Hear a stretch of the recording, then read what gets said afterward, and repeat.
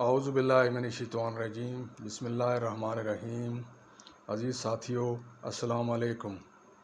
ہماری آج کی مختصر گفتگو خلوص نبی صلی اللہ علیہ وسلم کے ایک واقعے پر مبنی ہے۔ فتح مکہ وقوع پذیر ہو چکی تھی۔ حضور پاک صلی اللہ علیہ وسلم کچھ صحابہ کرام رضوان اللہ اجمعین کے ہمراہ حرم کعبہ میں تشریف فرما تھے۔ ابو سفیان بن حرب، حکیم بن حزام، جبیر بن مطعم سمیت تمام قریش کے سرداروں کو امان مل چکی تھی، اور آپ صلی اللہ علیہ وسلم یہ اعلان بھی فرما چکے تھے کہ آج تم سے کوئی باز پرست نہیں ہے اور تم سب آزاد ہو۔ اسی دوران ایک خاتون اپنے بچوں سمیت حرم شریف میں داخل ہوئی۔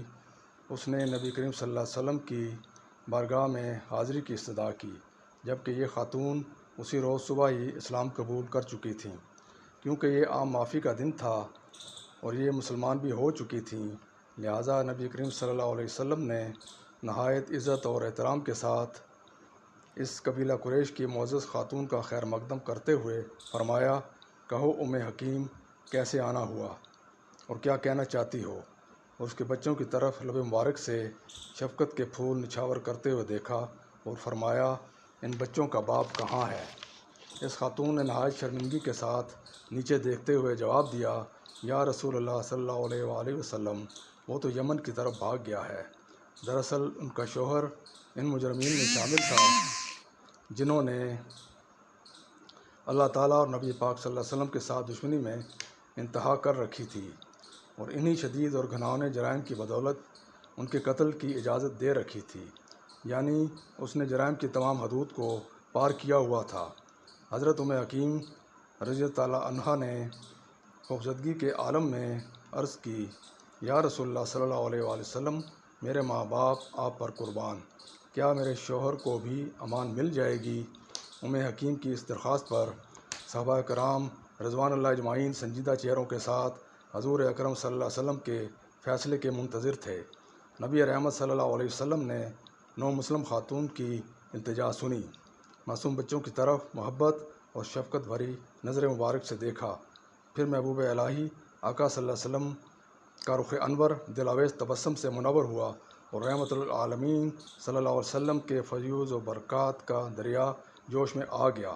آپ صلی اللہ علیہ وسلم نے اپنا سر مبارک اوپر اٹھایا تو سامنے حضرت ام حکیم کی التجا بھری نظروں میں امیدوں کے سائے تھے۔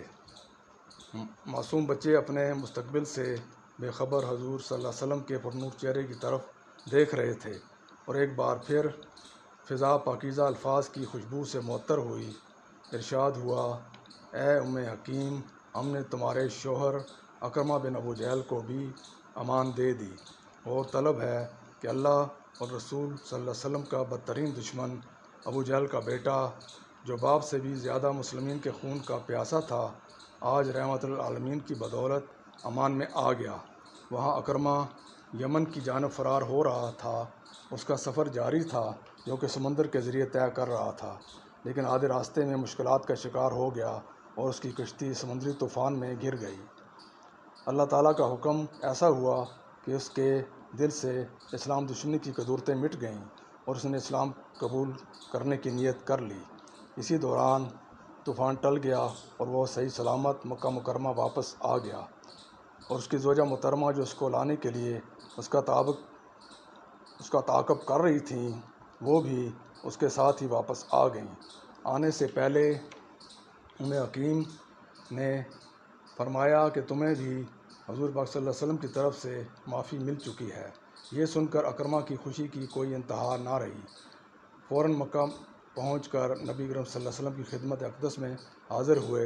آپ صلی اللہ علیہ وسلم نے بھی ان کا پرجوش استقبال کیا اور فرمایا، مرحبا یا الراکب المہاجر، یعنی پردیسی سوار، خوش آمدید۔ یوں اکرمہ نے مشرف بے اسلام ہو کر نہ صرف پچھلے تمام گناہوں کا کفارہ ادا کیا، بلکہ آگے چل کر اور غزوات میں حصہ لے کر نہایت شجاعت اور بہادری کے جوہر دکھائے۔ تو یہ ہمارے پیارے آقا صلی اللہ علیہ وسلم کی صبر و برداشت تھی کہ جس کی کوئی مثال نہیں ملتی، کہ آپ صلی اللہ علیہ وسلم اپنے بدترین دشمنوں کو بھی معاف فرما دیا کرتے تھے۔ کاش آج ہم لوگوں میں بھی ایک دوسرے کو برداشت کرنے کی عادت آ جائے تو کتنے مسائل خود بخود حل ہو سکتے ہیں۔ اللہ تعالی ہم سب کو عمل کی توفیق عطا فرمائے، آمین۔